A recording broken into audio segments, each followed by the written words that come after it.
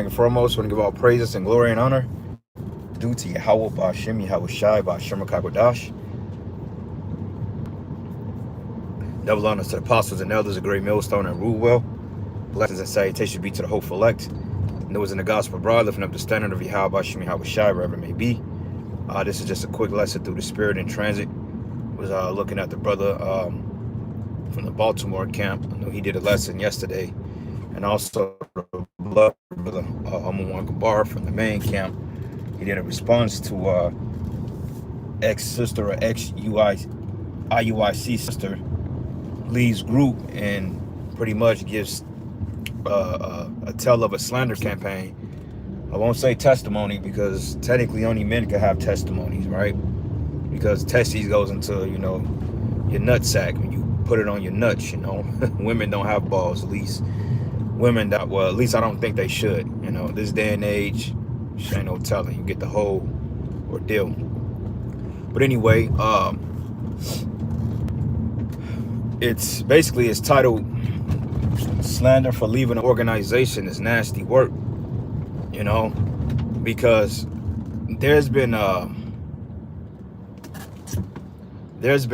all sorts of tales from people that leave the IUIC, and she's not the first one. You know, you had that Joy Morgan situation where she ended up dead, but you got the Gina Blues, you got several other people, even that guy, it wasn't Bezalel, but it was another, like a Northern Kingdom Jake, that basically mentioned that it was their job to gather up information or intel on people and to expose people and to start a slander campaign, you know? Like they have their own slander fucking campaign department in the IUIC, which is very cultish, you know, which cult just goes into a belief or worship or a culture, you know, your culture. But this is more on some occultic ritual type ordeal, because it's my personal belief that the men of the IUIC, at least the leadership, are juiced in with some type of authorities, man. Okay, can't prove which ones, but just the way they've moved and what Yahweh Shai wanted of these men, it doesn't surprise me. Okay, because you had the Sanhedrin, which was the higher courts, and then you had the sect of the Sadducees, which didn't believe in anything divine of the spirit. Everything was physical of them. They didn't believe in the resurrection. They didn't believe in angels. They didn't believe in anything of that nature, you know, and they chose bits and pieces of the laws to abide by. Then you had the Pharisees, which the Pharisees believed in the resurrection. But then you had the wicked scribes and Pharisees, which taught the law, but they didn't abide by it. So every time I think of Matthew's the 23rd chapter, I think of that group, Israel United in Christ, because they come with this righteous approach and this righteous appearance. But like Yahweh Shai said, inwardly they are full of dead man's bones, man, meaning that they're dead on the inside. They lack the spirit. And from what that sister was saying, she stated that she left quietly, you know, and she didn't, you know, she just left. She just like, you know what, I ain't really feeling it. This ain't really for me. I'm going to go ahead and I'm going to burn out. And then they putting all types of slander campaigns about her online, man, which is not above their character, because this is not the first time they did that. You know, you had a guy by the name they call the Pocket. The Pocket, man. And these men, they have all sorts of offenses on them, man. So I highly know that Yahweh Ba'Shem Yahweh Shai is not dealing with the IUIC at all, man. Okay, while there may be a few sincere men in that thing, overall, that entire congregation is pretty much on a slab of judgment, because the apostles been getting on this nigga Nate. When was 2000, what? Damn near 20 years. They've been getting on this dude for like 18 years, man. If you go into, 2007 when they came on the YouTube, 2017, that's 10 years. We're in 2025. That's 18 years right there, man. They've been getting on this guy and warning this dude of his wicked ways for the last 18 years, and he's got nothing but worse. Okay, how do you have a slander campaign department, a PI department, a fucking investigate? You guys are juiced in, man. But going back into the young lady, and, you know, I really don't feel sorry for her, because, you know, these are the same women and dudes that came up against us. Calling GMS a bunch of grapists. They called us bums. Calling brothers jobs and shit to get them fired and looked at weird. Slander campaigns, all types of stuff, man. These men have been speaking out against us for the longest. And we just kept the spirit and kept our heads down and stayed, the course. Like how should I say? He said, look, offenses will come, but woe unto them who the offenses come by. And these men are a great offense unto Yahweh Bashim Yahweh Shai and his men. So for those of you out there that sin or ordeal that take place in that camp and you're afraid to leave because you're afraid to get slandered, then you don't have the spirit of the Lord on you. Okay? Because the Lord said you ain't supposed to fear what man can do to you, but you fear what Yahweh Bashim Yahweh Shai can do. Because men can make up shit. Men make up things all the time, and it may not feel good to the flesh because you're being slandered, but overall, you got to suffer for righteousness' sake, man. Okay, it says those that live godly in Yahweh Shai will suffer persecution. So if you right ultimately and you leave that group and repent, then that may just be your lot to suffer that, man. Because it's not uncommon. Hell, we suffered it. You got men that leave our ranks and, they come up against us. They come up against the leadership. They come up against the apostles, man. And they have their little disagreements and discrepancies with us. Oh, well, them GMS guys ain't right. The leaders of them groups ain't right. Them dudes are this, and this, and this, and that. It happens all the time because what you have to understand is that you're dealing with a bunch of emotionally driven, rebellious people, man. Okay? When Jake gets upset and they get mad, they throw the baby out with the bathwater, man. That's just how our people is. That's just how they always been. And that's how they're going to be until the missiles drop, man, all right? So you can't allow that to keep you in a jacked up spirit, but that's nasty work, slandering somebody because they left your congregation. And the sister said, she said, look, they didn't help her out. She was out there in rain, sleet, snow. Well, I doubt snow because they don't go out in the cold, but selling water bottles in Las Vegas. And it's hot as hell in Vegas, with a hair wrap on and nobody's offering the sister a cup of water. That's wickedness, man.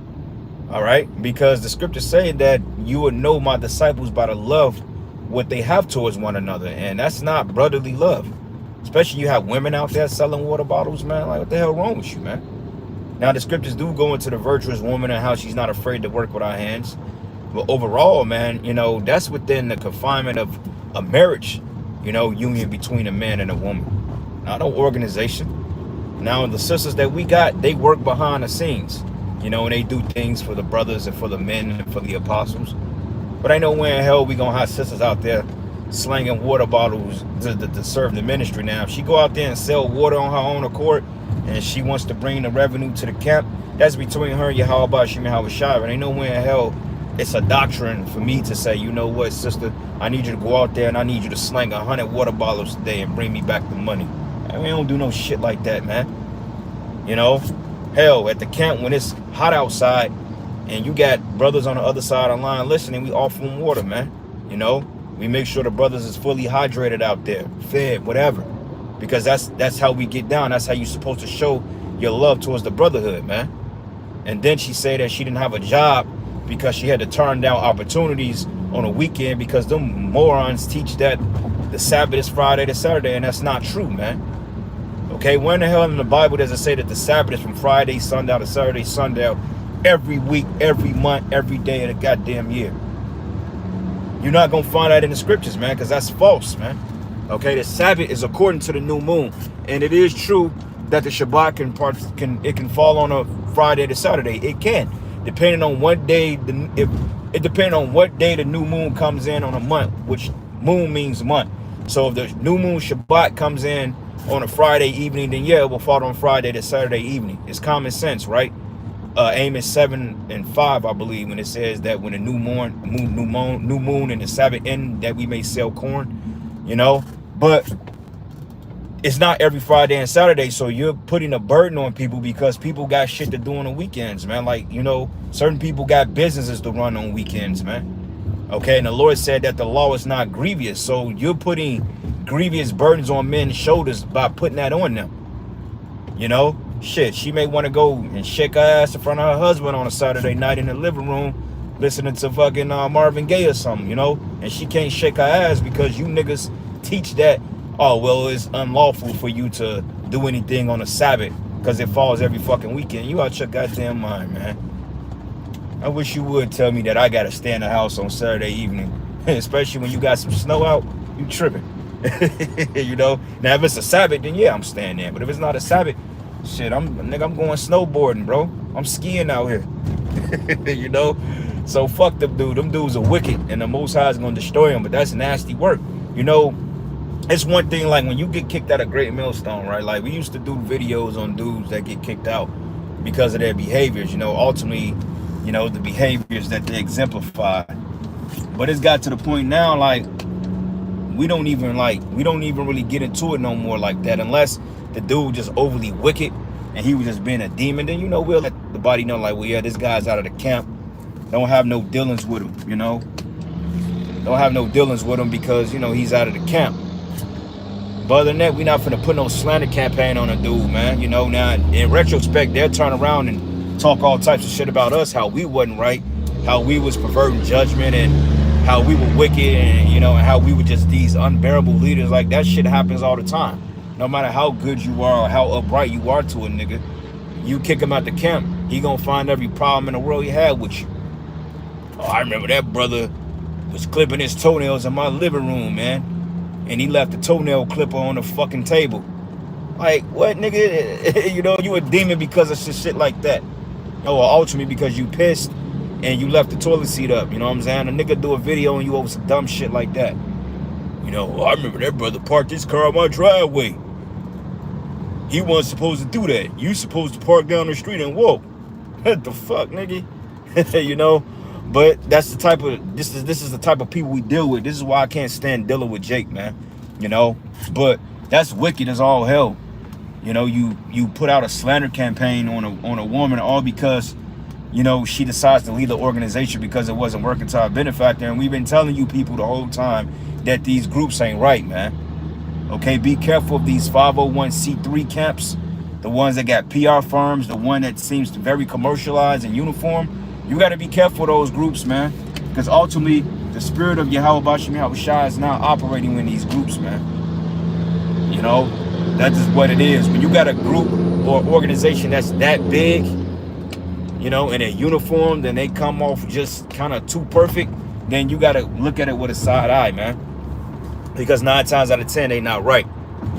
All right? Matthew 7:15, New Living Testament, it says, beware of false prophets. It says, who come disguised as harmless sheep, but they are really vicious wolves, right? You know, they come with the pretty garments. They come with the great erratic speech. You know, they don't use no cuss words. They pronounce their E's and R's and all that other shit. And, you know, these are just the notable men of the Lord. Like she said, oh, I thought they were prophets. Well, that show you a level a person is on in the spirit, because if you thought that those guys were the prophets of the Lord, that shows you that you joined that organization based on an image. Because most of you people, you join IUI groups like IUIC and Sakari and all those other groups based on what it looks like, not based on what it promotes or based on what it's supposed to be teaching. You know, like a lot of dudes gravitate towards these worldly camps because they still got tenets of the world. Like if you're a rap dude and you still want to be out there like in a street thug image, then you could join Genesis, or you can join what's that other group name? Sakari. Or you can join you know, those offshoot camps like Adam Abbott, whatever the fuck the nigga's name is. You can join those particular groups because they still allow you to appear worldly in those groups, man. You know, you can get your hair lined up, you can get all cute and shit. You know, you can sag your pants, but when you come in GMS, you got to be upright. You know, and that's not saying that you got to look like a bum or anything like that, because ain't no man gonna tell me, you know, that I can't be presentable. Especially, you know, we, you know, that's just who we are. We're just a royal group of people. But if somebody tell me I have to look like a bum and wear holes in my shoes, then I ain't got to listen to that, man. You know, and I remember Ella Ariala was getting on that, man. He was like, look, he said, look, man, we're lowly men, but he said, look, before you come before the camera, comb your fucking beard. Put some oil on your face. Do something. He said, you ain't got to be looking all tall from the floor just because you call yourself a prophet of the Lord, man. He said, you look like you're presentable. So when you stand before the camera, look presentable. Comb your fucking beard out, you know? I mean, you don't have to, but ideally, you know, you want to have some type of decency about yourself, you know? And, you know, it ain't about being out into your looks, because it's not about vanity.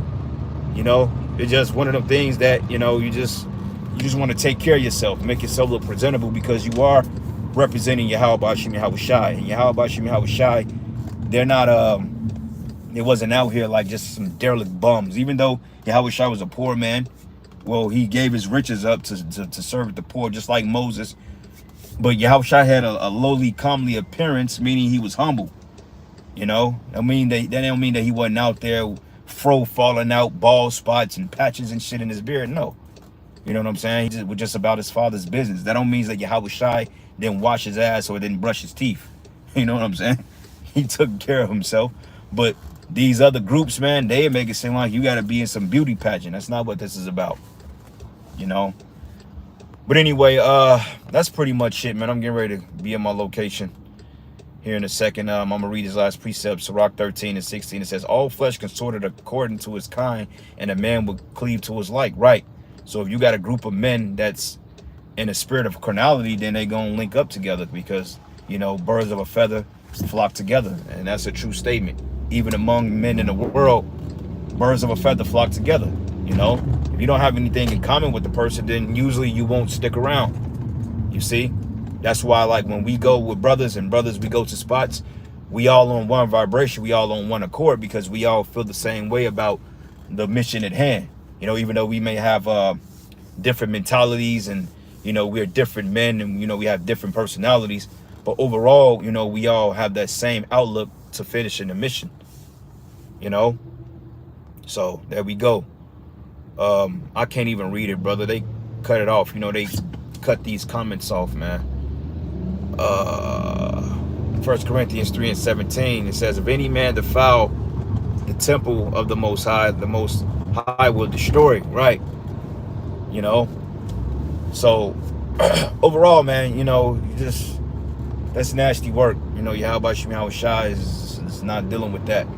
You know, because somebody leaves your wicked group, now all of a sudden you want to push a smear campaign. That's not of Yahushua. But like we told you, these wicked carnal groups, man, the Lord is just not with them, you know, and the Most High is going to visit these guys. But anyway, with that, all praises and glory and honor that's due to Yahushua, double honor to the apostles and elders, a great millstone and rule well. Blessings and salutations to the whole elect. Lord's will, you are edified. Until the next lesson, Shalom, Kwam Yasharala, and the Baba Ball. Shalom.